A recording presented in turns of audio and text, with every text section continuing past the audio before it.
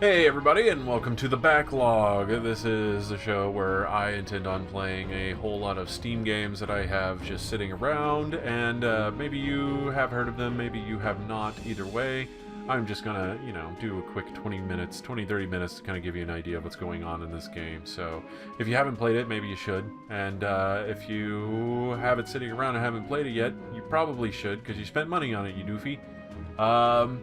So yeah, this is Desktop Dungeons. Now, this is kind of an interesting game that is available for free to play, and you can find a copy of it. I'm not entirely sure where it is now. You can probably Google Desktop Dungeons free version, and you'll get it. And it is a very much so less graphically stunning, for lack of a better word. I do realize that the resolution probably looks a little off. This is a very small resolution game, and it doesn't have a whole lot of adaptability on it.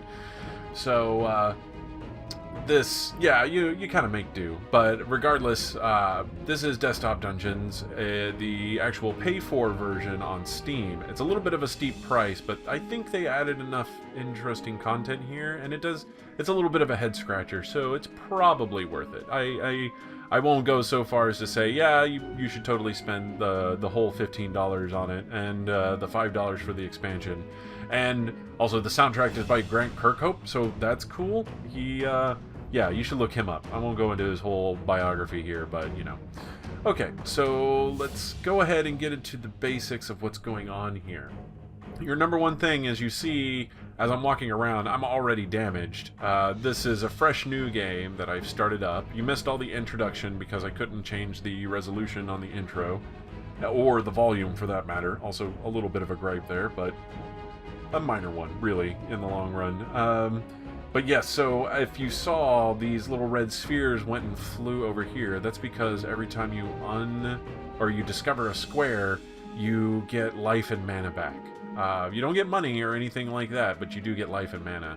So let's just go ahead and jump in. We've got a goblin here, so it's got first strike, which means it's going to do damage no matter what we do, but we'll hit it twice and it dies.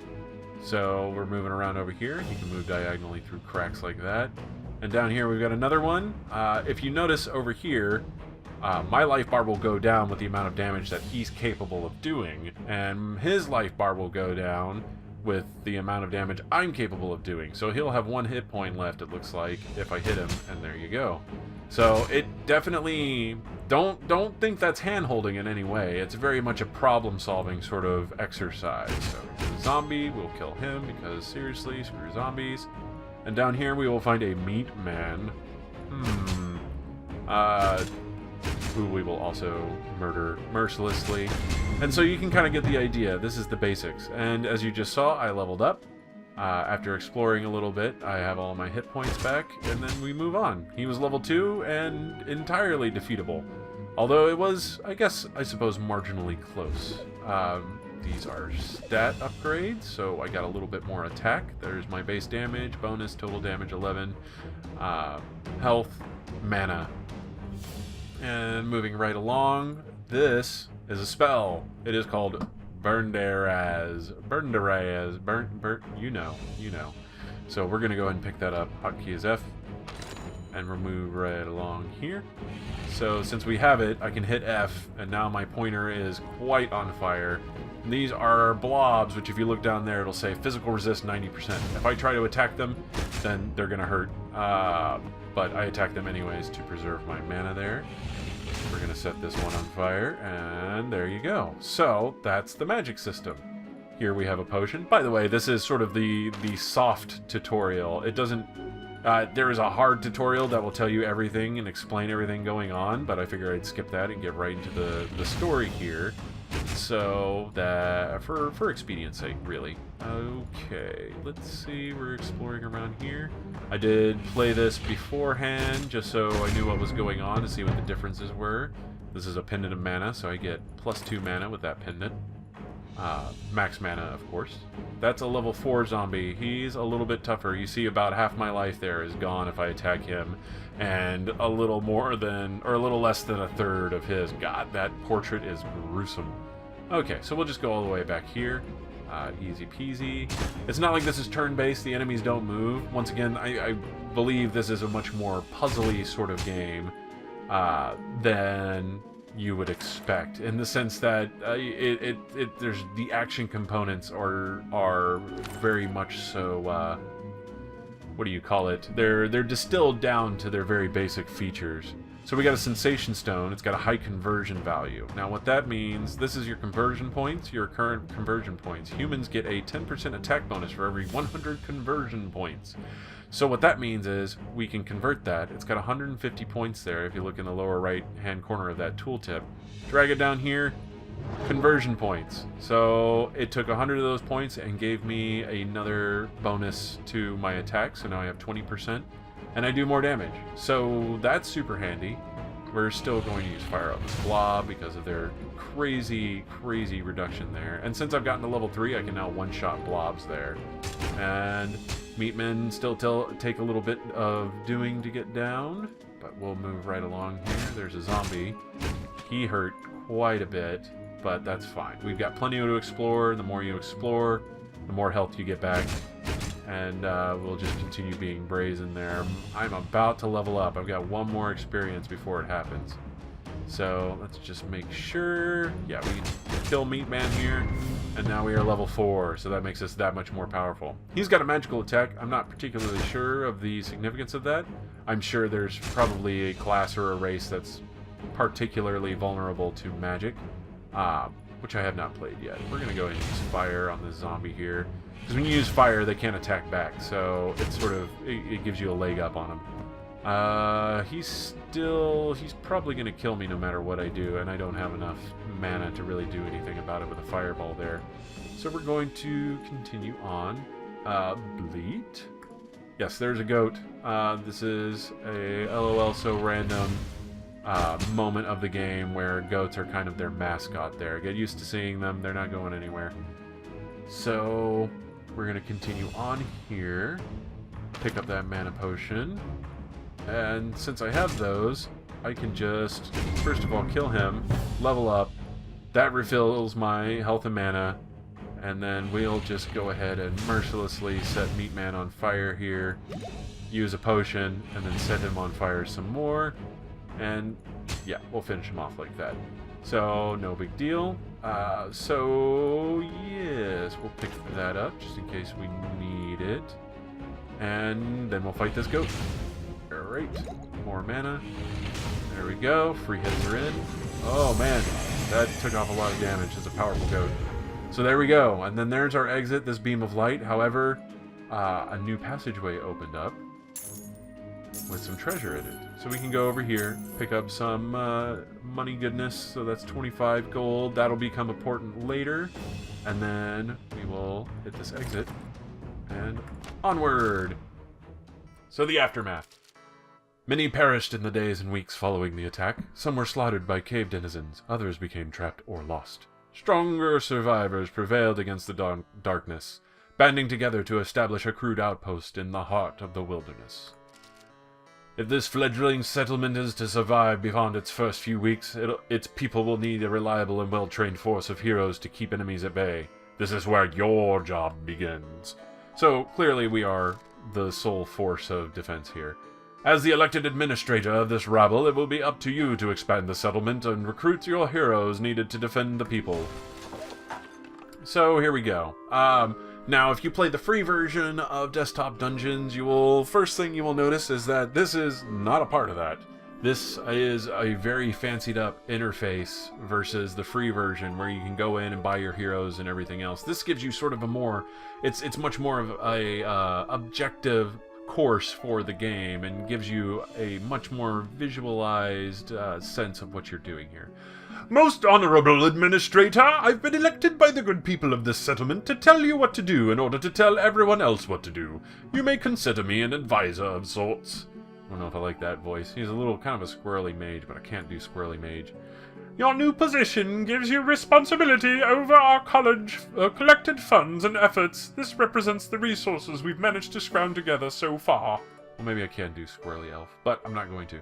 Your current task is ensuring our survival, so I recommend investing our limited funds in training and arming some real defenders. So we're going to click the outpost, and it's going to give us a chance to upgrade, which is going to unlock our first class. So upgrade complete. Administrator, remember this moment well, for you have just taken your first tentative steps down a long and glorious path. Under your guidance, these survivors will build a kingdom to challenge the gods themselves. I just realized I have no water, and man, is my mouth dry. So, there's an unlocked fighter. Admirable clicking and spending, noble administrator. You've just unlocked the fighter class. These hardy warriors are superior to common gods in several ways. They excel at hunting down opponents and gaining experience quickly. So, yeah. The quest unlocked, trophy hunting. Administrator, our scouts have discovered some monster layers in the surrounding area. It is time to take the fight to them. Let's have our heroes load up and move out. They can return when they have some monster heads and/or souvenirs of victory. Well, that sounds like an interesting prospect. Oh, sorry for butting in. We'll chat later. And that was a sneaky individual, clearly. Are you ready to send someone to the next adventure? Just select a dungeon and we'll go filling out your hero's permit form. We have Vince's Vault, the Badlands, goats, and 1,000 Cuts. So I think this is the one I did. I'm not sure. Either way, we're just going to... We already have... This is the only thing we can select here. But... Great, just confirm your selection here. It's a legal requirement of our selection confirmation committee. And choose a race, choose a class, and play. So there's bonuses you get, but right now there's not a lot to it. Let's see, we have a human fighter. Instincts, monsters of an equal or lower level always have their locations revealed. So everything that's level 1 is seeable by these red monster icons. Starts with with one level of learning buff and less XP needed per level. Wait, is there? Yeah, okay. So you just get extra hit points and it's easier to level up as a fighter. Starts with a layer of death protection. I'm not entirely sure what that means. Gain 1 extra XP per kill. There you go. And protect against killing blow. So basically I think if we die, we won't die just once. So let's see. You're playing as a human fighter, and this pretty much is what I've been saying, reading off all of these over here. So, and 1 experience point per monster kill. You can also get up-to-date information on your character status by hovering over the icons, which we did. And we're gonna get Bernderas. Yeah. So money, potion, definitely picking that up. Indus Wall. It will take out a wall for you to be able to move around. There's Burn Duraz again, so we'll immediately convert that in the name of getting more attack. So, yeah, there we go. We've already got an attack bonus going for us. And there's Meat Man there, picked up. There's another Indus Wall. We'll pick that up and convert it. So as you can see, this is pretty straightforward. This is the very beginning of the game. The original desktop dungeons was pretty brutal in the sense that it was completely focused on random dungeons where you basically... Oh, power-ups like these improve stats. Yeah, that's just a temporary stat boost there for all intents and purposes. So we killed Meat Man in 1 hit. It was originally just completely random dungeons, but these seem fairly set. And it's less puzzle-oriented and more leveling-oriented, which can be a good thing or a bad thing, depending on your perspective. Of course, I haven't gotten very far in this game, although I do plan on spending some time with it, since I did spend quite a bit of money on it. I mean, I don't want to be a huge, price critic, but I do think it's a little expensive for what they're offering here. But I could be wrong. I haven't gotten very far in it. And especially since the original was free, and all I can tell so far is it's a graphical upgrade. I'm not so sure. But, don't take my word as law. If you got some money to blow, it is pretty fun. So, and perhaps you'll play the free version of Desktop Dungeons. I've been around since Desktop Dungeons Alpha, which is the free version, and I'm still gonna kick your ass. Just let me land 1 hit. Regards, Garbad. Whoa, he's a goat boss. Yeah, that's super. Isn't Garbad the original goat guy from Diablo 1? There's a lot of references in this game so far, and I find it pretty amusing. I definitely don't disapprove of it. So let's see. We're actually really low on health. This is where it gets kind of dangerous. Don't screw it up, man. Whatever you do. So we're just gonna go ahead and burn his ass and then kill him, and we leveled up. So there's all of our level 4s sitting in a row there. So what does this say? When fighting monsters, pay attention to the combat. And yep, if it says death, don't do it. Got it. We're going to go ahead and kill Meat Man. He's going to die. So basically, yeah, you do want to systematically take everything else out so you are a high enough level to kill the boss. So we are going to potentially experiment here a little bit. I think in the original game you had to kill everything before you can move on. And there are stairs here to explore more of the dungeon. So, but we don't want to do that. We're gonna ignore that for now. We are level 5 currently. So we're gonna slice him up in one hit. We're gonna slice him up in one hit. And now we're level 6. So let's see what happens whenever we kill Garbad here. Sorry, buddy. I'm gonna use this attack, which I'm gonna die anyways, it seems. So grants you first strike in your next combat round and 5% dodge chance. So it's a really good finishing move, basically. And there we go. There's our exit. We're gonna go ahead and kill Meat Man just in case he drops something we want. Which I don't think is a thing, actually. I'm still getting used to the game. And then we're going to exit. So, and it's going to show us how we did everything. For administrative use only, I have no idea. I imagine that's some sort of achievement, or if you do something ultra fancy in one of your runs, then you'll get some of these glyphs here. So, it took us 4.5 minutes. The biggest billing on this game is that it is the perfect lunch hour game, or smoke break game, or whatever you want to call it. It takes, like, no time to sit down and go through a particular floor of a dungeon. And it's very much so true. It's kind of fun. It requires some thought. You have to kind of sit down, and you can't just blindly click on things because you will die. But ultimately, yeah, it's not particularly complicated. So here we go. Now we have a taxidermist.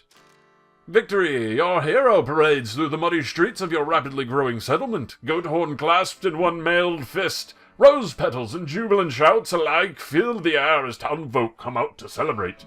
Amidst the glee, a lone figure approaches you as you recline in your administrator's parade viewing chair. Hi there. I can't help but notice the sheer amount of fun that you're having with that chunk of monster skull. I happen to have a business proposal related to that. This may seem rather forward, but I was once a renowned taxidermist. Notice how he's all stitched up. That's super disturbing. In the surrounding realms, and I know a lot of very rich buyers who would love a mounted beastie head of some kind hanging over their fireplace. Bragging rights, see? Long story short, I'd like to buy that trophy from you. I have the gold right here. This new kingdom needs some kind of regular income, right? Well, work with me, and we can build an entire economy around hunting and slaying evil. I'm pretty sure that this will turn into a long and mutually profitable relationship. So, sold my trophy immediately. Clearly, I have no say in the matter because that's just the best deal you're going to get in these parts. So, and I got a guild expansion. There's more than one way to slay the average dungeon monstrosity, and the kingdom's population is one of the diverse talents and interests. Yeah. Magic users, holy men, and even common cut purses are interested in fighting the good fight, especially if there's money involved. So, monster trophies are valuable sources of the kingdom income. Let's put that money into building an impressive guild. So, yes, we can have wizards, priests, or thieves. And we can upgrade any of them now. This is how I started before. I'm going to do it again. So, there we go. Now we can pick thieves. Thieves have their own thing. And city expansion. Our brave new kingdom is still in grave peril. The denizens of nearby dungeons are breathing down our necks. If a brave hero wanders in and slays the leader in each area, the rest should be demoralized enough to scatter. Most autonomous and independently thinking administrator, I believe you... Man, that eye is in a bad location. I believe you've earned enough to start performing kingdom duties in whichever way you see fit. I'll still be on hand to advise you when new matters come up, but from here you might consider your decisions and opportunities somewhat more open. Have fun! Hey, that's my line. Okay, so, but you get the basic idea. This is a really fun game. I don't know if I want to do a series on it, especially since I'm already pretty much committed to FTL and One-Way Heroics, there we go, which are already sort of this open, not necessarily dungeon in the case of FTL, but this adventuring, exploration, turn-based kind of strategy game, and this might kind of overdo it, but I did want to put this out here because I had a lot of fun with the free version, and I was like, hey, I should buy this game, and I figure I'd give y'all a look at it so you know what's going on. And I hope you found this informative. So, yep, this is Decoy, who has been giving you his Steam backlog and number of games that I have not played or played for a very short amount of time, and just wanted to put out there because I do think they're good, even though my priorities and demands seem to say otherwise. So yeah, if you found this informative, and whether or not it helped you address any concerns you may have about making a purchase about this game, please like, comment, either way. And yeah, if you want to see more like this, the backlog implies that there's going to be older games for the most part, and I'll eventually come up with a let's look at or a review show for newer games as they come out, once I feel comfortable enough that that would be actually worthwhile and doing. But regardless, yeah, so once again, if you liked it, like it, etc., etc., and thanks for watching. Have fun.